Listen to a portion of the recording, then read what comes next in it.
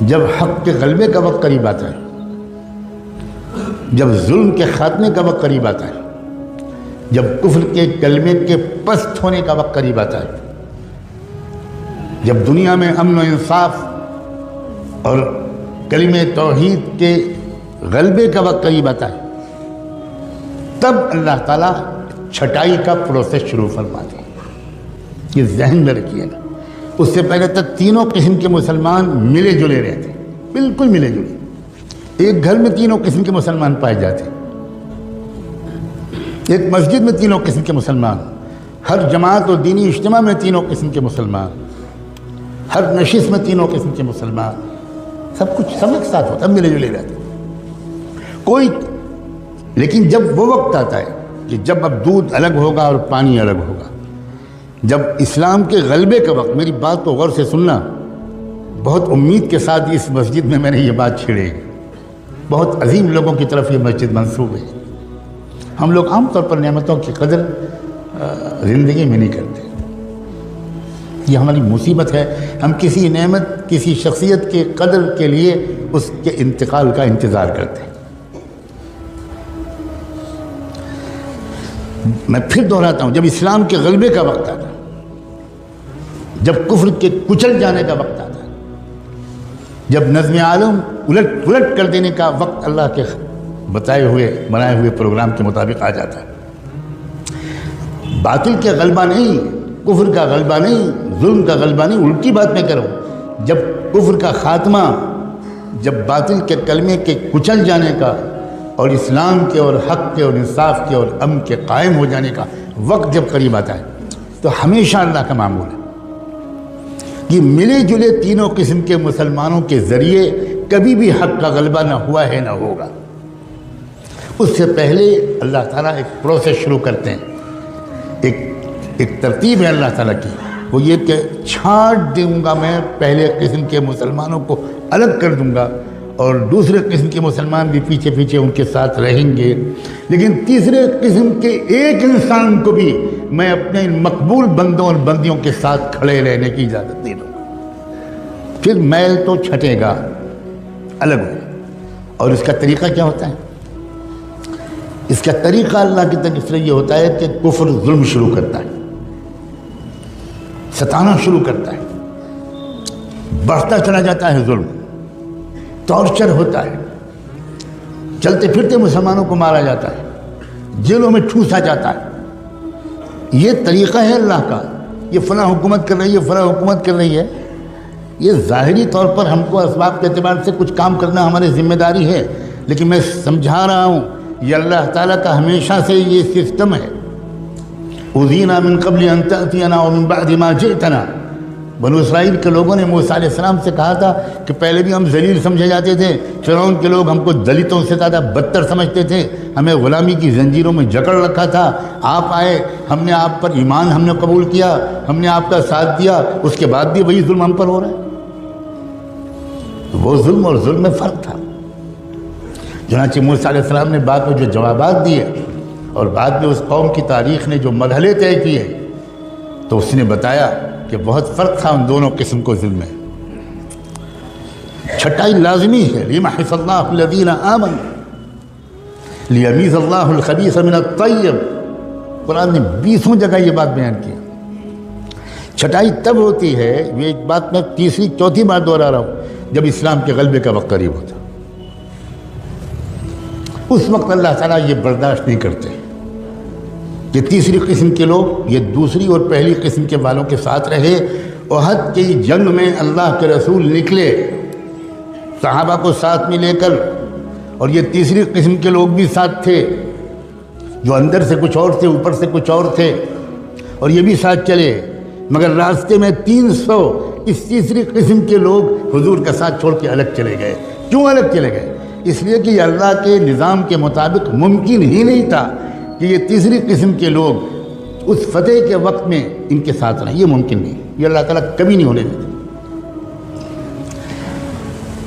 مسلمانوں، خدا کے لیے اس بات کو غور سے سمجھو کہ یہ تیسرا یہ وہ دور ہے جب اللہ تعالیٰ نے فیصلہ کر لیا ہے ایک ایک کو چھانٹ کے رہوں گا، چاہے وہ خادم الحرمین الشریفین ہوں، اور چاہے وہ کعبے کے لباس کے متولی ہوں، اور چاہے وہ بڑے بڑے عرب لوگ ہوں اور کعبے کے منبر پر کھڑے ہو کر نصیحت کرنے والے ہوں، اور چاہے وہ کہیں کے لوگ ہوں، ایک بھی نہیں چھوڑیں گے اللہ۔ سب تھوڑے سے مٹھی بھر لوگ ہوں گے جن کو اللہ چن لیں گے، اور ان کے ذریعے سے پوری دنیا کے اندر ایسا انقلاب آ جائے گا کہ شجر و حجر بھی حیران رہ جائیں۔ یہ کیا ہو گیا؟ یہ سسٹم ہے اللہ کا۔ چھٹائی شروع ہو چکی ہے بڑی تیزی کے ساتھ، اور شروع بھی اللہ نے کہاں سے کی ہے چھٹائی، میرے منہ پر الفاظ نہیں آ سکتے کہ کہاں سے چھٹی ہوئی ہے۔ بدأ الاسلام غریباً وسيعود غریباً كما بدأ، وہاں سے چلے۔ اللہ تعالیٰ کے کوئی رعایت نہیں، تم ہاشمی ہو، تم مطلبی ہو، تم مکی اور مدنی ہو، تم قریشی ہو، اور تم فلاں ہو، اور تم سعودی ہو، اور تم یہ ہو اور وہ ہو، ہم تمہاری اندرون کی باتوں کو جانتے ہیں۔ وَمَن يَتَوَلَّهُ مِنكُمْ فَإِنَّهُ مِنْهُمْ۔ یہ دور، یہ عام دور نہیں ہے، یہ چھٹائی کا زمانہ ہے۔ آخری موقع ہے سنبھلنے کا، آخری موقع ہے توبہ کا، اور اپنی وفاداری کو ٹھیک کرنے کا۔ صرف ٹوپی پہن لینے کا نام بدلنا نہیں ہے، صرف کرتا پجامہ اور داڑھی کا نام بدلنا بالکل نہیں ہے۔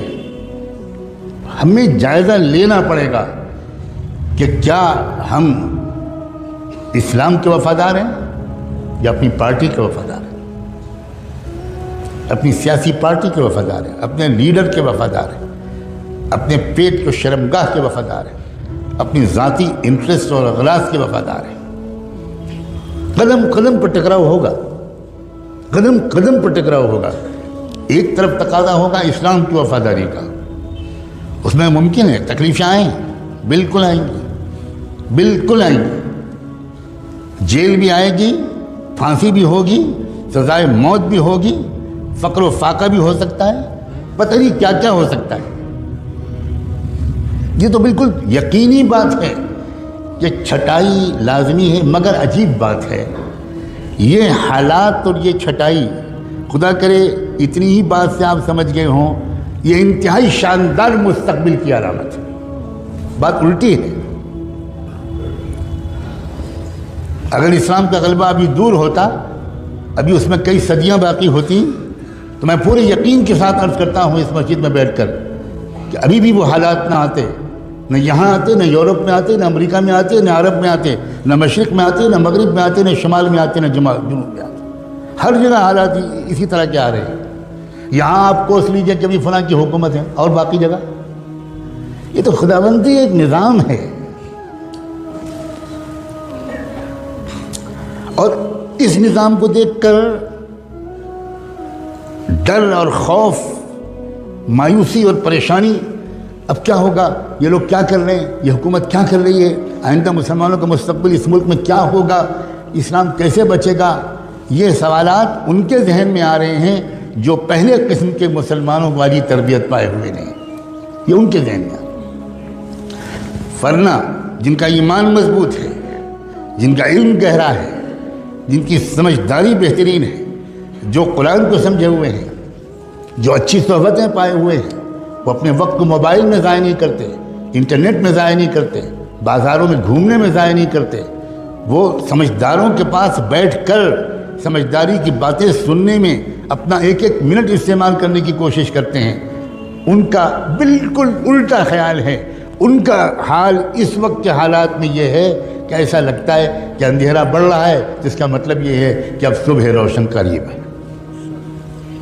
بالکل الٹا تاثر ہے ان کا۔ ان کو فکر جانتے ہیں کس بات کی ہے؟ میں صاف کہنا چاہتا ہوں، پہلی قسم کے اس وقت جو ایمان والے ہیں ان کو فکر یہ ہے کہ میرا بھی شرکت، میری بھی اس فتح والی مہم میں ہو پائے گی کہ نہیں ہو پائے گی، یہ فکر ہے۔ فتح تو ہوگی، الا ان نصر اللہ قریب۔ اس ملک کو بھی پہچاننا مشکل ہوگا، اس کے چپے چپے سے کلمہ توحید کی آواز آئے گی۔ یہ چمن معمور ہوگا نغمہ توحید سے، یقیناً اس میں کوئی شک نہیں ہے۔ فکر جو ہے اس پہلی قسم کے لوگوں کو وہ یہ کہ میری شرکت، میری اولاد کی شرکت، میرے جگر کے ٹکڑوں کی شرکت، میرے شاگردوں کی شرکت، میرے دوستوں کی شرکت، میرے قریبی لوگوں کی شرکت اس مہم میں ہو پائے گی کہ نہیں ہوگی؟ ہم تو نہیں کان پکڑ کے نکال دیے جائیں گے، ہم تو نہیں محروم کر دیے جائیں گے کہ نہیں تم نہیں شریک ہو، تم اس قابل ہی نہیں، ہم تم کو خوب پہچانتے ہیں، ہم تم کو خوب پہچانتے ہیں۔ لا تخرجوا، کیا ہے وہ جو کہا گیا تھا ان منافقین سے،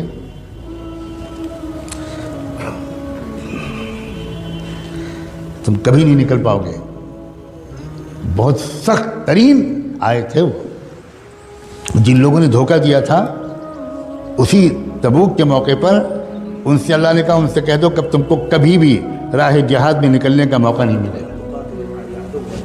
لن تقاتلوا معي عدوا ولن تخرجوا معي ابدا، کسی دشمن سے مقابلے میں کبھی تم کو میرے ساتھ دینے کا موقع توفیق نہیں ملے گی، اور کبھی تم آئندہ راہ خدا میں میرے ساتھ نکل نہیں سکو گے۔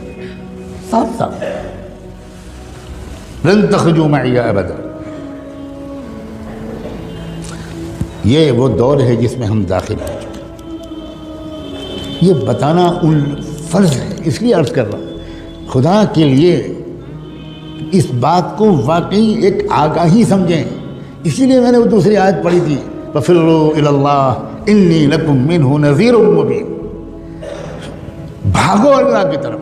بھاگتا تو آدمی اس وقت ہے، اور بھاگنے کو اس وقت کہا جاتا ہے جب معاملہ ایمرجنسی ہو، ارجنٹ ہو، وقت کم ہو، اس وقت کہا جاتا ہے۔ تب اللہ تعالیٰ نے قرآن میں فرمایا فَفِرُّوا إِلَى اللَّهِ، بھاگو اللہ کی طرف، وقت کم ہے۔ انی لکم منہ نذیر مبین، محمد حضور سے کہا گیا کہ یہ کہو کہ میں تم کو صاف صاف آگاہ کرنے کے لیے آیا ہوں۔ آگاہ کرنا، وارننگ دینا، بتانا کہ آگے کیا ہونے والا ہے، منزل آخری کیا ہے، راستہ کیا ہے۔ یہ وہ دور ہے۔